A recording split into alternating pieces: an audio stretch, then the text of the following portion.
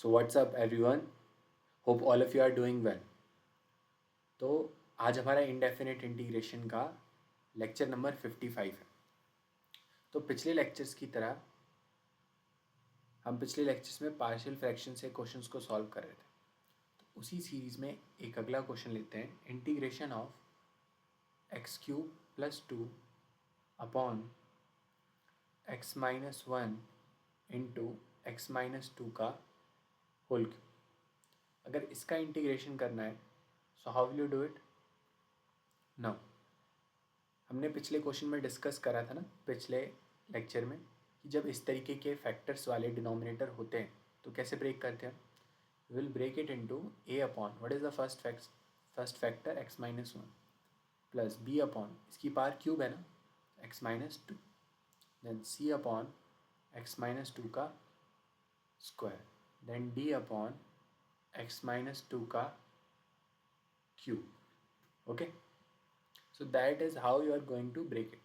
But ये कर लेते हैं सभी लोग, वो इशू नहीं है। What you have to focus on that A B C की वैल्यू और डी की वैल्यू निकालेंगे कैसे। ओके, तो देखो उसके लिए क्या करना है। देखो कुछ वैल्यूज़ निकालना तो बहुत आसान है। तो पहले ना मैं पिछले लेक्चर की तरह कंपैरिजन वाले मेथड से लिखता हूँ। How will you do it? a upon x-1 plus b upon x-2, और इस बार मैं शॉर्टकट वे से बताऊँ, अपॉन x-2 का square plus d upon x-3 का क्यूब।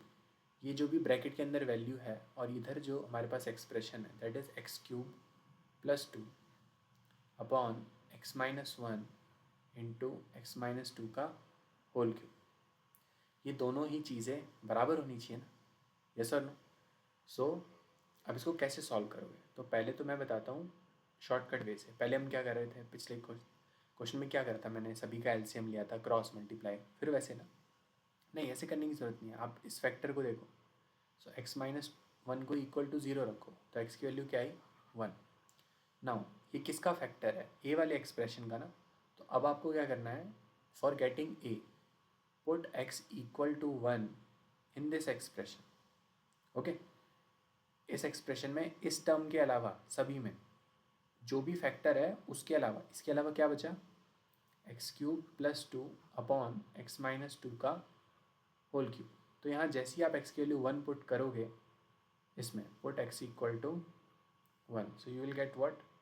1³ 1, 1 + 2 अपॉन 1 - 2 का होल क्यूब।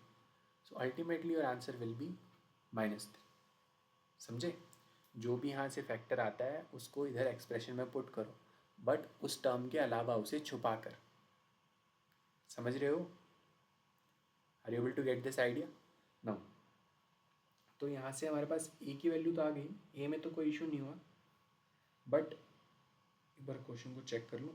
हाँ ठीक है, क्वेश्चन करेक्ट है, कई बार डिजिट्स गलत लिख देता हूँ। ओके, नाउ नेक्स्ट स्लाइड में एक बार इसे कॉपी करता हूँ। What about the rest? B C D, इनकी वैल्यूज़ को कैसे लाओगे? देखो, और जो मेथड्स हैं कंपैरिजन करना, ये सब करना, वो बहुत, उसमें बहुत इक्वेशंस बनानी पड़ती है, इरिटेट हो जाते हैं। तो इसीलिए मैं वैसे ही क्वेश्चन डील कर रहा हूँ जिसमें आप फंसोगे लास्ट में। आप असली में ऐसे क्वेश्चंस के सॉल्यूशंस हर जगह सर्च कर रहे होते हैं। ओके, तो चलो ए की वैल्यू तो निकल गई है, अब बाकियों को कैसे डील करेंगे ना। अगला फिर से सर इसको भी कर देते हैं, x-2 इक्वल टू 0, तो x की वैल्यू 2। फिर आपने जो ट्रिक बताई मैं उसमें अप्लाई करता हूँ। इसमें मैं क्या करूँगा सर, इस फैक्टर के अलावा, इस फैक्टर के अलावा बाहर जगह पुट कर दूंगा। तो x³ + 2 अपॉन x-1 में पुट कर देता हूँ सर, x की जगह 2, आपने जैसा बताया। Sir 2³ + 2 upon 2 - 1, so it will be what? 8 + 2 10, so 10। Sir b की वैल्यू 10 आ गई। अच्छा, फिर c के लिए क्या करोगे?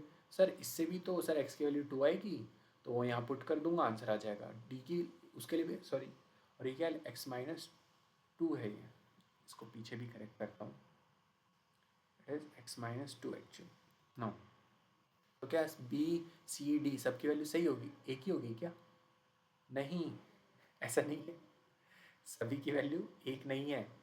देखो, जो ये बताया है ये कैसे वर्क करता है, ये हाईएस्ट डिग्री के लिए वर्क करता है। ओके, तो x-2 तो फैक्टर इसके पास भी था, इसके पास भी था, इसके पास भी था, बट हाईएस्ट वाला क्या है? 3। तो असली में ये जो वैल्यू आई है ये हाईएस्ट डिग्री के लिए आई है, तो असली में ये d की वैल्यू आई है। समझे? तो हमें d की वैल्यू क्या मिल गई है? 10। तो अब तक दो चीज़ें चेक हो चुकी हैं, a की वैल्यू -3 और d इज इक्वल टू 10, ये तो डन। बट सर b और c तो अभी भी मिसिंग है। हाँ, वो तो मिसिंग है। ठीक है, एक स्लाइड में फिर से पेस्ट करता हूँ इसको। अब फाइंड करते हैं b और c की वैल्यू सर कैसे आएगी। अब ये सोचने की बात है, ऐसा नहीं है कि यू विल डू व्हाट। ये मूव क्यों नहीं हो रहा? Just a second. ओके, ना अब क्या करना है?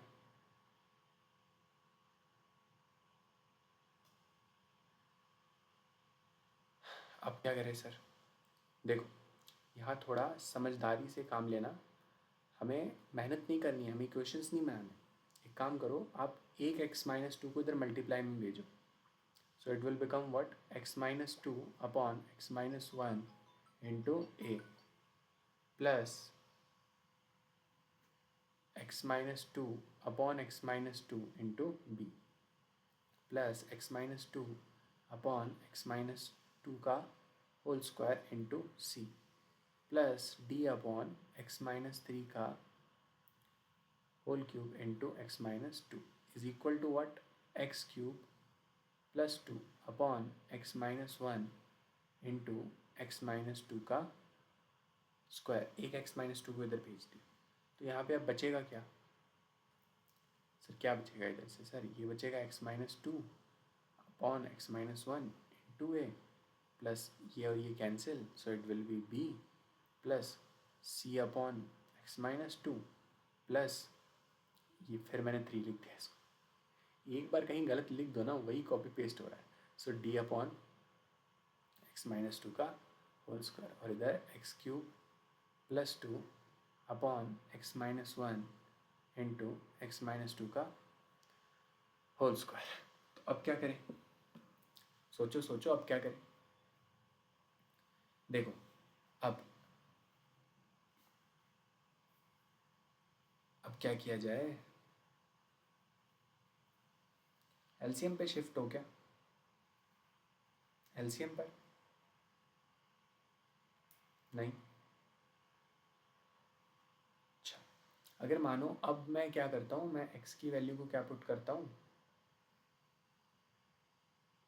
मैं x की वैल्यू को 2 पुट करता हूँ। नहीं, x की वैल्यू को 2 नहीं। हाँ, देखो, यहीं पे सबसे इम्पॉर्टेंट एक ट्रिक जो आपको यहाँ पे सीखनी है, वो क्या है?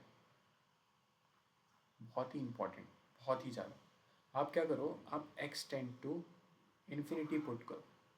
ये ना आउट ऑफ द बॉक्स कोई चीज़ है, ऐसे कोई नहीं सोचेगा कि ऐसा क्यों करें, बट ऐसा आप जैसे ही सोचोगे कि ऐसा क्यों करें तो आपको समझ में आएगा। देखो, जैसे ही एक्स की वैल्यू इन्फिनिटी पुट हुई, ये सी अपॉन इन्फिनिटी लिखा है, ये क्या हो जाएगा? आप लिमिट ये सब चीज़ें पढ़ चुके हो, एक्स टेंड्स टू इन्फिनिटी है, ये पूरा क्या हो जाएगा? 0।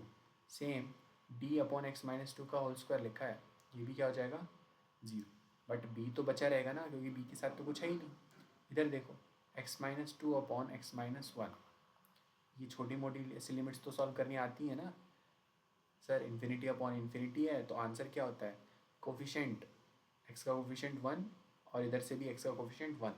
ये पूरी लिमिट क्या हो जाएगी? यहाँ पे x टेंड्स टू, अगर इन्फिनिटी है तो आपने लिमिट चैप्टर में पढ़ा होगा ना, ये थोड़ा सा लिमिट आना चाहिए यहाँ पे। ठीक, मैं लिख देता हूँ एक बार। अगर कभी ऐसे लिमिट का क्वेश्चन होता है ना, आपको क्या देखना है? Limit x tends to infinity है, तो आप है ना ऐसे देखो, मान लो ऊपर का coefficient a x to the power n कुछ कुछ है, अपॉन b यहाँ पे भी x टू दी पावर कुछ कुछ है। तो आप बस ये कोफिशेंट का रेशो ले लिया करो। अगर डिग्री सेम है, n यहाँ भी है और यहाँ भी है, यहाँ पे प्रीवियस क्वेश्चन में डिग्री सेम है 1 और 1, तो बस रेशो 1:1:1।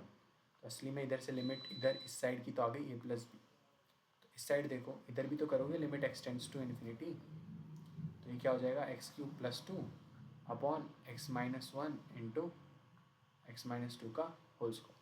यहाँ ध्यान से देखो, ऊपर भी एक्स क्यूब है, नीचे भी एक्स क्यूब, जब उनको मल्टीप्लाई करोगे, अच्छा दिख ही नहीं रहा, सॉरी, अब दिख रहा होगा नाउ, जब जैसे ही आप इनको मल्टीप्लाई करोगे तो नीचे डिनोमिनेटर में भी एक्स क्यूब बनेगा, इधर भी, तो लिमिट एक्सटेंड टू इन्फिनिटी डालने से वो वन हो जाएगा, तो ए प्लस बी की वैल्यू क्या आ गई, वन। तो अगर इस स्लाइड में देखें इधर, सो ए प्लस बी की वैल्यू हम वन मिल चुकी है, ए की वैल्यू हम पहले भी निकाल चुके हैं, ए की वैल्यू शायद -3 थी, -3 ना, जैसे ही ए की वैल्यू आप -3 पुट करोगे, so -3 plus b equal to one, so b will be equal to one minus of -3, that is, समझ गए ना, उधर गया तो प्लस हो गया, मैंने ज़्यादा ही लिख दिया, तो बी इक्वल टू 4, समझे।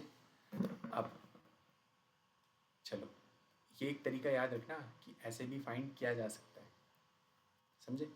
मैं फिर से वो एक्सप्रेशन पुट करता हूँ, क्योंकि अभी भी स्टिल हमारा आंसर आया नहीं है, वहाँ 4 वेरिएबल थे, अभी तक हमने सिर्फ 3 वेरिएबल ही फाइंड करा। सो नाउ अब यहाँ क्या मिसिंग है सर, स्टिल सर बी आ गया, और सर क्या आ चुका है सर, 4 आ चुका, सब आ गया है, अब क्या करें। देखो, ऐसे मैं बोलूँगा कि आसान है अब करना, वैसे बहुत ही, आपको थोड़ा ऐसे भी डील करना सीखो, जैसे अब तक सब यहाँ 2 है, तो अब तक है ना हम सब कुछ कर चुके हैं, आप है ना एक बार क्या मिसिंग था इसमें, सी मिसिंग है ना, आप ऐसे भी सीखो, पुट एक्स इक्वल टू 0, खेलो इसके साथ आराम से, एक्स को अगर 0 पुट करोगे तो ये क्या हो जाएगा, माइनस है, ये क्या हो जाएगा, सॉरी, ये क्या हो जाएगा माइनस बी अपॉन टू, ये क्या हो जाएगा सी अपॉन 4, ये क्या हो जाएगा डी अपॉन -8, तो यहाँ माइनस साइन इधर भेजो, इधर, और यहाँ 0 पुट करो, सो 2 अपॉन -1 आएगा यहाँ से, और यहाँ से -8 आएगा, तो 16, फिर 1/4, सबकी वैल्यूज़ पता है, फटाफट पुट करो, क्वेश्चन को ख़त्म करो। ए की वैल्यू -3, बी की वैल्यू अभी निकाली 4, सो 4/2, सी की वैल्यू भी शायद निकाली थी, नहीं सी की वैल्यू तो चाहिए, तो c/4, डी की वैल्यू निकाली थी, what was D, D was 10, तो यहाँ पुट करो, तो 10/8 इक्वल टू 1/4, थोड़ा सॉल्व करो, it will be 3 - 2 plus c/4, थोड़ा कैंसिल करो, -5/4 इक्वल टू 1/4, सो अल्टीमेटली ये क्या है, c/4 प्लस 1 -5/4 इक्वल टू 1/4, सो सी मैं थोड़ा इधर सॉल्व कर रहा हूँ, c/4 -1/4 इक्वल टू, ये एलसीएम ले लेना, 1 -5/4 में, so c/4 is equal to 1/4 plus 1/4, so c will be equal to, अब सब मिल गए फाइनली इतने टाइम के बाद हर टर्म अब हमें मिल चुकी है, ठीक है। अब सब उनका सब्स्टिट्यूशन करो, so it was what, integration of a upon, फिर से कॉपी नहीं करना directly, it will be what, integrate a upon क्या था, x-1, b upon x-2 plus c upon x-3 का, सॉरी x-2 का whole square, plus d upon x-2 का cube, इनकी वैल्यूज़ को पुट करो, मैं वैल्यूज़ को पुट करके दिखा देता हूँ। ए वॉज व्हाट, ये क्या आया था हमारा -3/x-1, बी क्या आया था हमारा, बी आया था 4, सो x-2, सी क्या आया था हमारा, नेक्स्ट पिछली स्लाइड में निकाला है, सी है 2, ओके, सो 2/x-2 का होल स्क्वायर, प्लस डी क्या है, डी था 10, सो 10/x-2 का होल, अब इसका इंटीग्रेशन तो कर ही लोगे, इसको करने में तो कौन सी बड़ी बात है, समझे। That's all for today, okay.